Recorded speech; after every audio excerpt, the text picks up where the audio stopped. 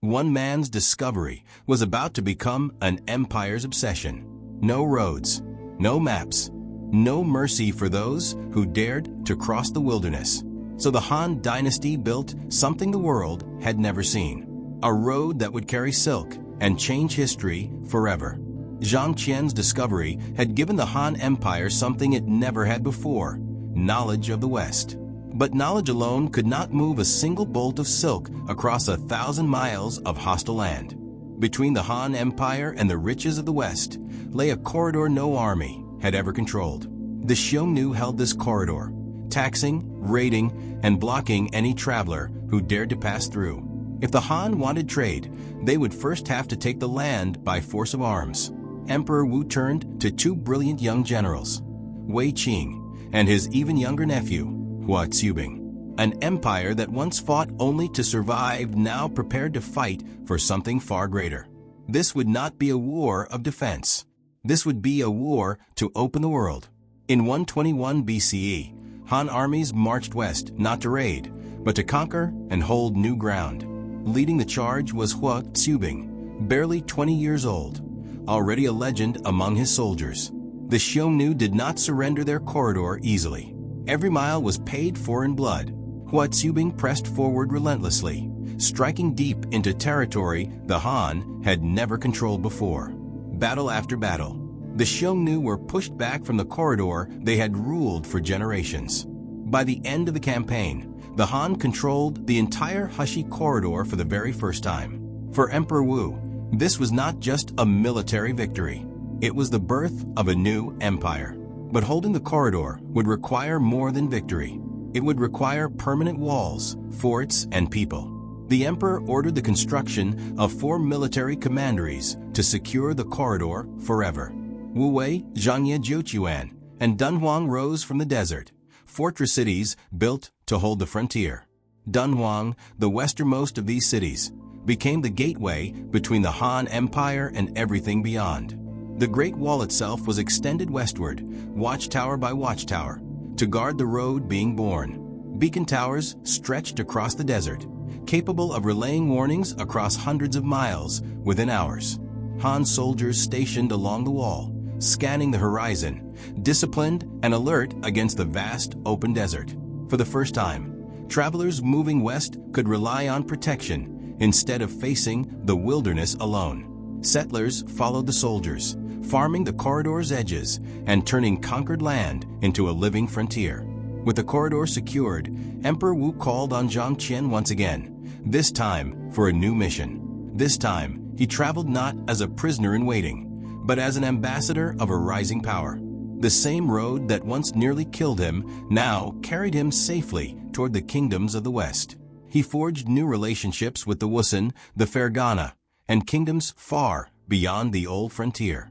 Dozens of Han envoys followed in his footsteps, opening trade and diplomacy with kingdom after kingdom. In return, foreign envoys began arriving in Chang'an, bringing horses, jewels, and formal recognition of Han power. The Han government standardized weights, measures, and currency, making trade reliable across vast, unfamiliar distances. Checkpoints were established to record every caravan, taxing goods while guaranteeing safe passage through Han territory. Way stations rose every few days' journey, offering rest, water, and protection to exhausted merchants and travelers. What was once an impossible crossing had become an organized, government-supported corridor of trade and travel. Diplomacy, not just conquest, held this fragile network together, kingdom by kingdom, agreement by agreement.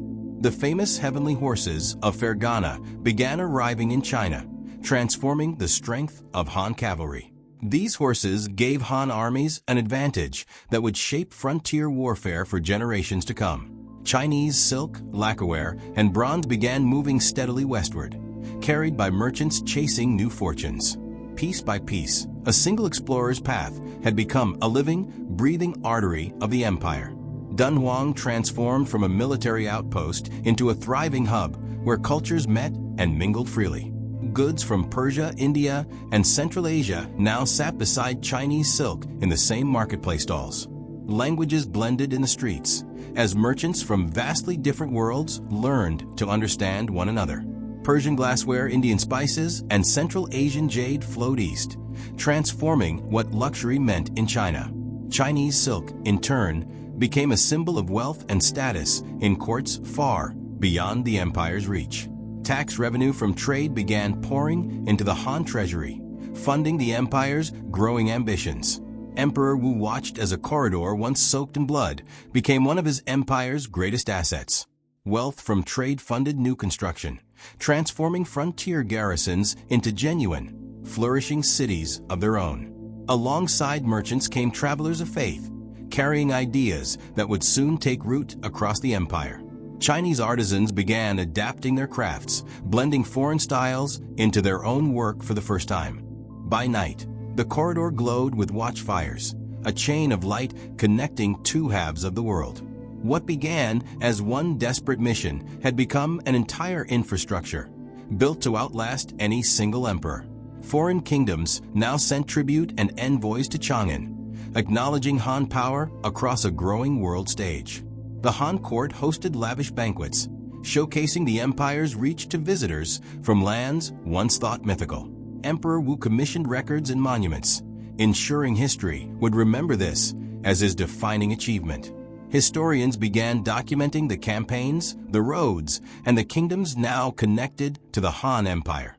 Chang'an itself grew into one of the largest, wealthiest cities on Earth, a true capital of the world. Foreign merchants began settling permanently within the capital, weaving themselves into the fabric of Han society. For Emperor Wu, this was proof that the empire's ambitions had finally matched its true potential. The Han Dynasty stood, for a moment, as the undisputed center of trade, culture, and imperial power. Yet behind the celebration, the true cost of empire had quietly begun eating away at its foundations. Maintaining garrisons across thousands of miles of hostile frontier drained the treasury year after year. Heavy taxation to fund the wars and garrisons placed enormous strain on ordinary farmers across the empire. Emperor Wu's later years grew consumed by suspicion, court intrigue, and the constant demands of endless campaigns. Rebellions flared in distant provinces, fueled by resentment toward the costs of the emperor's Western ambitions. Some frontier garrisons grew undermanned and underfunded, vulnerable once again to raids from the open steppe.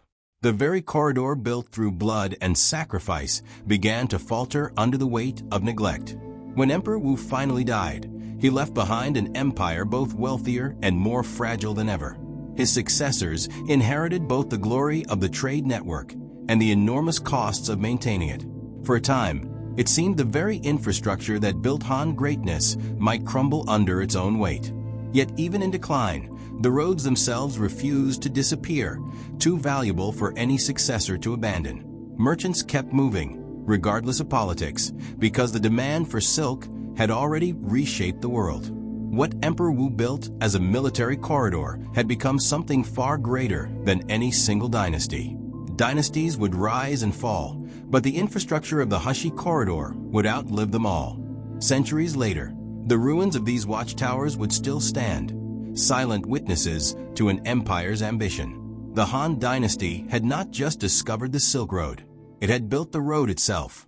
Next time, on the entire history of the Silk Road, an empire's roads carry more than silk, they carry gods.